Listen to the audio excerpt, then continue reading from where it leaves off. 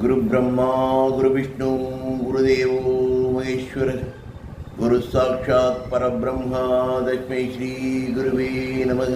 प्रचोदयाय विद्महे कृणीहस्ताय धीमहि तन्नो गुरु प्रचोदयात्।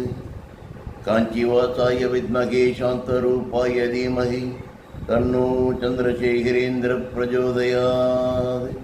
हर हर शंकर जय जय शंकर हर हर शंकर जय जय शंकर। ஆன்மீக அன்பர்கள் எல்லாருக்கும் நமஸ்காரம். இன்னைக்கு வியாழக்கிழமை, குருவுக்கு உகந்த நாள். நம்ம கடந்த 1.5 வருஷமா நம்முடைய பிரத்யக்ஷ தெய்வம் பூஜ்ய ஸ்ரீ காஞ்சி மகாசுவாமிகள் நடத்திட்டு வர, இன்னைக்கு வரைக்கும் நடத்திட்டு வர அற்புதங்களை ஒரு சிறு கதையோடைகளை பார்த்துட்டு வரோம். இன்னைக்கு பிரதோஷம், அது மட்டும் இல்லாமல் மாத சிவராத்திரி. ஒரு ஆச்சரியம், மிக உகந்த நாள், மிகச்சிறந்த நாள்.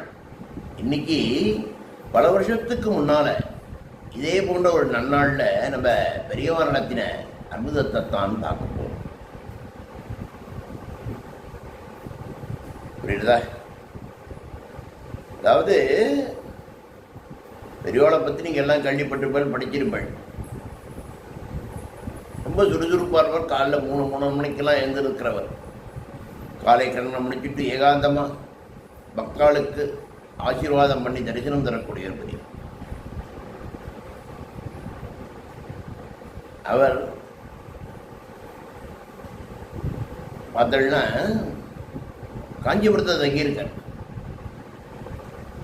அப்போ ஒரு நாள் இந்த மாதிரி ஒரு நன்னாளில் நல்ல கூட்டம் பெரியவாளை பார்க்கறதுக்கு கொஞ்சமாக வந்துட்டு இருக்கு. ஒரு 11:30 மணி இருக்கும்.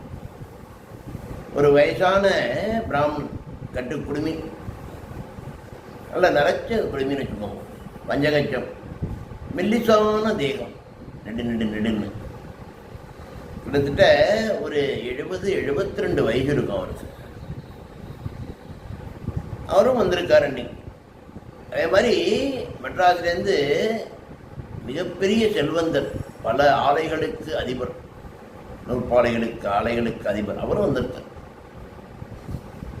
கொஞ்சமாக நகர்ந்துட்டு இருக்கு.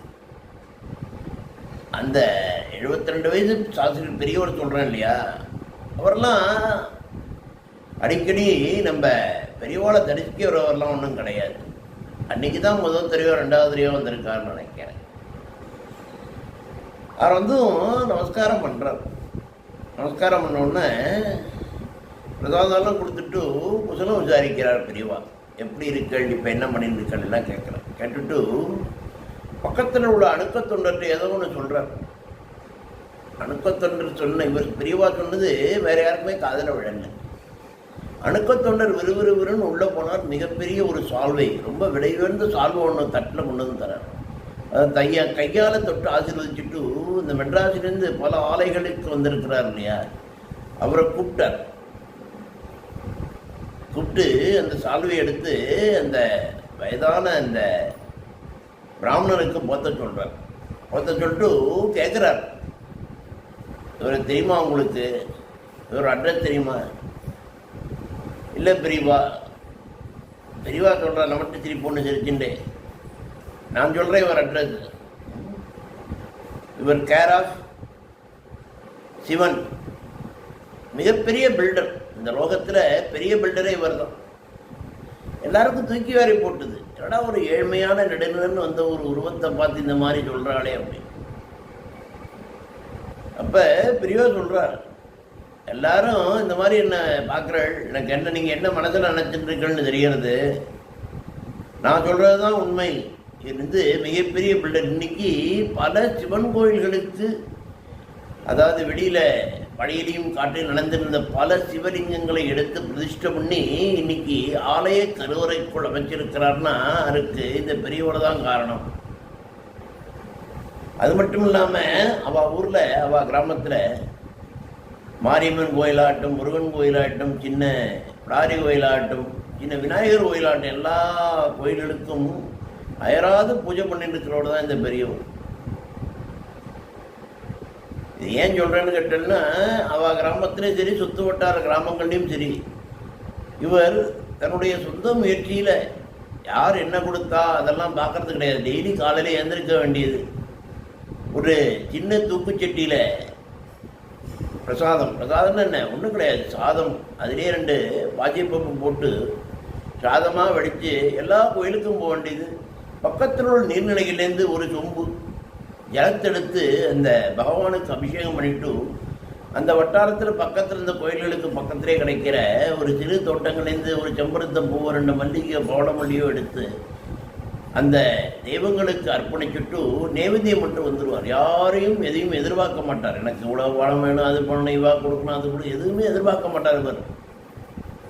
அதனால தான் சொல்லி ஒரு மிகப்பெரிய பில்டர். அது மட்டும் கிடையாது, பல கோயில்கள் கும்பாபிஷேகத்துக்கு வித்திட்டவர் இந்த பெரியவர். அவரால் பல கோயில்கள் இன்னைக்கு கும்பாபிஷேகம் ஆயிருக்கு. அவர் தான் அந்த இதெல்லாம் வெளிக்கொண்டு வருவார். எல்லாரும் டொனேஷன் தருவார், மிகப்பெரிய டொனேஷன்லாம் தருவார். அதாவது 10 ரூபாலேருந்து லட்ச ரூபா வரையும் டொனேஷன் தருவார். ஆனால் யாருமே அந்த பெரிய வாழ்க்கை எனக்கு ரசீது கொடுங்க, என்ன செலவாச்சு அப்படின்னு கேட்குன்னா அவ்வளவு நேர்மையான ஒரு. ஆனால் கும்பாபிஷேகத்து இன்னைக்கு பார்த்தோம்னா அதில் மெயினாக இருக்க மாட்டார். ஓரமாக நின்று அந்த கும்பாபிஷேகம் நடக்கிற காட்சியை ரசிச்சுட்டு இருக்கிறவர் தான் இந்த பெரியவர். அதனால தான் சொல்ல சிவத்தொண்டு புரியறதுக்குன்னு இந்த பெரியவரை கடவுளே படைச்சிருக்காருன்னு நான் நினைக்கிறேன். அதனால தான் இவர் மிகப்பெரிய பில்டர்னு சொல்கிறேன். புரியுறது அவங்க எல்லாருக்கும் அப்படின்னு சொல்லிட்டு திருப்பி அவளுக்கெல்லாம் பிரசாதம் கொடுக்குறார். என்ன ஒரு ஆச்சரியம் பாருங்க. அதாவது அந்த பெரியவர் வந்தார் இல்லையா, அவர் முன்ன காஞ்சிபுரம்லாம் வந்தது கிடையாது, பெரியவாளாக பார்த்தது கிடையாது. அவர் எந்த ஊர் என்ன பண்ணிட்டு இருக்கார் அப்படிங்கிறதும் யாருக்குமே தெரியாது. பெரியவாளுக்கு எப்படி தெரிஞ்சது? எவ்வளோ ஒரு ஆச்சரியம் அது. அதாவது நீங்கள் கிட்டத்தட்ட ஒரு 100-200 கண்ணுக்குட்டிகளை விட்டுட்டு ஒரு பசுமாட்டை விட்டல்னா கூட அந்த பசுமானானது தன்னுடைய கண்ணுக்குட்டி எது அப்படின்னு சொல்லி கரெக்டாக கண்டுபிடிக்கும். அந்த மாதிரி தான் நம்ம பெரியவாளும். அவருக்கு தெரியாத இந்த லோகத்தில் ஒன்றுமே கிடையாது. அவர்கிட்ட நம்மளை ஒப்படைச்சிடணும். அவர் பார்த்துப்பார் எல்லாமே. அவர்தான் சாட்சாத் தெய்வம். பரமேஸ்வரனே பெரியவாதாம் பரமேஸ்வரன். யாருக்குமே தெரியாத அந்த ஒரு சிவ தொண்டர், அந்த வயசான முதியவர், ஒரு 70-72 வயசான அந்த முனிவர் நாராயண பட்டர்னு பேர். அவரை இந்த எல்லாருக்கும் அறிமுகப்படுத்தி வச்சார். நம்ம கூட ஏதாவது ஒரு சின்ன கோயிலுக்கு ஒரு டியூப்லைட் வாங்கி கொடுத்தா கூட அதில் எழுதுகிற வழக்கம் உண்டு. உபயம் ஷோ அண்ட் ஷோ அப்படின்னு போட்டு கலரில். அந்த டியூப்லைட் எவ்வளோ நாள் எரிய போகிறது? 6 மாதம் மேக்சிமம், ஆனால் 1 வருஷம் தான் எரியும். அந்த ஒரு ஃப்ரேம்லேயே நம்ம பேர் எழுதணும். ஆனால் அந்த பெரியவர் அந்த மாதிரி எந்த ஒரு விளம்பரமே தேடிக்கல அப்படிங்கிறது தான் இதில் ஆச்சரியம்.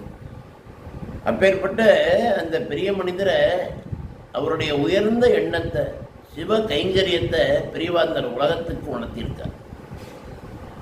இதே மாதிரி பல அற்புதங்கள் பெரியவா இன்னைக்கு வரைக்கும் நடத்தின்னு வரார். இன்னைக்கு இந்த கதை ஏன் உங்களுக்கு சொல்லணும்னு தோணித்து அப்படின்னா, இந்த நிகழ்வை இன்னைக்கு மாத சிவராத்திரி, அது மட்டும் இல்லாமல் பிரதோஷம், குருவார பிரதோஷம் அப்படிங்கிறது சனி பிரதோஷம் மாதிரி குருவார பிரதோஷம் ஒரு சக்தியான ஒன்று தான். குரு பார்க்க கோடி நன்மை அப்படின்னு தான் ஒரு பழமொழியே இருக்கு. அது மட்டும் இல்லாமல் இந்த குரு பிரகார பிரதோஷத்தில் பார்த்தோம்னா 27 நட்சத்திர அதிபதிகளுமே பிரதோஷத்தை காண்ற எல்லாருக்கும் தங்களுடைய ஆசைகளையும் வழங்குவா அப்படிங்கிறது பெரியவாலாம் சொல்லியிருக்க, புஸ்தகத்தில் படிச்சிருக்கேன்.